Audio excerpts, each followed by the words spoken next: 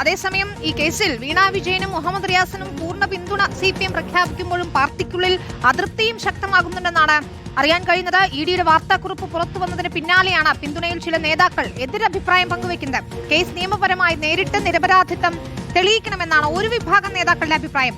മാസപ്പടി കേസിലെ ഇഡി അന്വേഷണം തള്ളി CPIയും രംഗത്തെത്തിക്കഴിഞ്ഞു. രാഷ്ട്രീയം വേറെ ബിസിനസ് വേറെ എന്നായിരുന്നു ഇതിനോട് ബിനോയ് വിശ്വം കഴിഞ്ഞ ദിവസം പ്രതികരിച്ചത്. VS രഞ്ജിത്ത് ചേരുന്നുണ്ട്. VS രഞ്ജിത്ത്, പാർട്ടി ഒറ്റക്കെട്ടായല്ല പ്രതിരോധം തീർക്കുന്നത് എന്നാണോ നമ്മൾ മനസ്സിലാക്കേണ്ടത്? മാത്രമല്ല LDFിലാണെങ്കിൽ തന്നെയും CPI മറിച്ചൊരു അഭിപ്രായം പറയുകയാണ്. അപ്പോൾ എന്തായിരിക്കും മുന്നോട്ട് പോക്ക്? കോഴിക്കോട് തന്നെ ഇതിൽ വിരുദ്ധാഭിപ്രായങ്ങളുണ്ട് പാർട്ടി ജില്ലാ നേതൃത്വത്തിനുള്ളിൽ എന്നുകൂടി അറിയുന്നുണ്ട് VS രഞ്ജിത്ത്.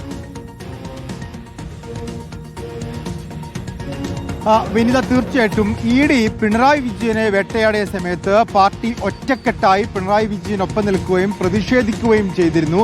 പക്ഷേ ഇഡിയുടെ അന്വേഷണം ടി വീണയിലേക്ക് വന്നു. ടി വീണയിലൂടെ അത് മുഹമ്മദ് റിയാസിലേക്ക് വന്നപ്പോഴേക്കും പാർട്ടി ഔദ്യോഗികമായി ഇപ്പോൾ ദേശാഭിമാനിയിൽ ലേഖനം എഴുതുന്നു. അതോടൊപ്പം വിശദീകരണ യോഗം 23-ാം തീയതി മറ്റന്നാളുടെ കോഴിക്കോട് വിളിച്ചിട്ടുണ്ട്. അപ്പോൾ പുറത്തേക്ക് പാർട്ടി സ്വാഭാവികമായിട്ടും അതിനെ പ്രതിരോധിക്കുന്നുണ്ട്. ഇത് ഇഡിയുടെ വേട്ടയാടലാണ്, ഭരണകൂട ഭീകരതയാണ് എന്നൊക്കെ പറയുമ്പോൾ തന്നെ പാർട്ടിക്കുള്ളിൽ ഇഡിയുടെ വാർത്താക്കുറിപ്പുമായി ബന്ധപ്പെട്ട് വ്യത്യസ്ത അഭിപ്രായമുണ്ട്. കാരണം ഇഡി ഇത് അസാധാരണമായ ഒരു വാർത്താക്കുറിപ്പ് ഇറക്കുന്നു. നേരത്തെ ഇല്ലാത്ത വിധത്തിൽ നേരത്തെ ചില കഥകളൊക്കെ പ്രചരിപ്പിക്കുകയായിരുന്നു ചെയ്യുന്നത്. അത് മാധ്യമങ്ങളിൽ വരികയും ചെയ്യാറുണ്ട്. പക്ഷെ അങ്ങനെയല്ല, ഇഡി ഔദ്യോഗികമായി തന്നെ ഒരു ഉദ്യോഗസ്ഥന്റെ പൂർണ്ണമായിട്ടുള്ള ഉത്തരവാദിത്വത്തോടുകൂടി വാർത്താക്കുറിപ്പ് ഇറക്കുകയും ആ വാർത്താക്കുറിപ്പിൽ കൃത്യമായ കണക്കുകൾ ചൂണ്ടിക്കാട്ടി ഹവാല ഇടപാടുകളെ കുറിച്ച് പോലും പറയുകയും ചെയ്യുമ്പോൾ സ്വാഭാവികമായി അതിൽ നിയമപരമായിട്ടുള്ള നടപടികളാണ് വേണ്ടത്. നിയമപരമായി നിരപരാധിത്വം തെളിയിക്കുകയാണ് വേണ്ടത്.